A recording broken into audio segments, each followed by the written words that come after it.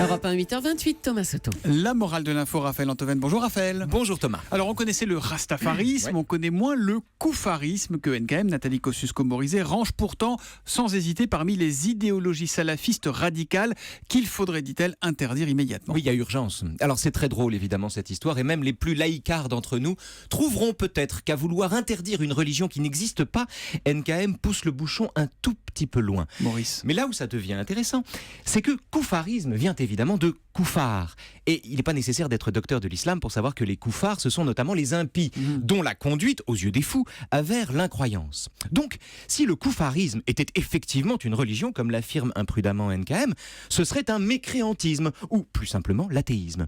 Et le vrai débat ici, ravivé par ce néologisme, n'est pas exactement celui que NKM voulait susciter, mais un vieux débat passionnant qui tient en peu de mots. L'athéisme peut-il être une religion ? Ça c'est carrément contradictoire. Comment le fait de ne pas croire en Dieu peut-il lui-même devenir une religion ? Si on s'en tient au contenu d'une telle incroyance, vous avez raison Thomas, il est absurde de présenter l'athéisme comme une religion.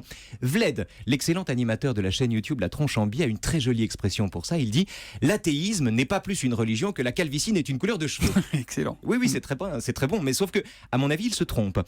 On a tort de croire que le contenu d'un discours préserve son auteur des défauts qu'il dénonce. De même que certains féministes sont en réalité d'affreux machos, ou qu'il existe des gens tellement tolérants qu'ils excluent tous ceux qui, à leurs yeux, le sont moins qu'eux. De la même manière, il ne suffit pas de ne pas croire en Dieu pour ne pas être un esprit religieux ni dogmatique. L'incroyance est elle aussi parfois une profession de foi. Il suffit pour cela que, comme toute croyance, le koufarisme se prenne aussi pour la vérité. Mais si l'athéisme peut être une religion, est-ce que ça veut dire qu'il existe des fanatiques de l'athéisme ? Des koufaristes intégristes. Mais oui, bien sûr Thomas, bien sûr. Comme il existe de grands bourgeois communistes ou des antiracistes qui, sans crainte de se contredire, pratiquent le délit de faciès.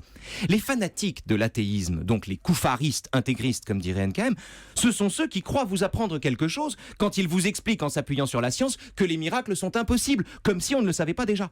Ce sont ceux dont les connaissances, en un mot, ne renouvellent pas l'incertitude, mais leur donnent au contraire le sentiment d'en savoir plus que les autres.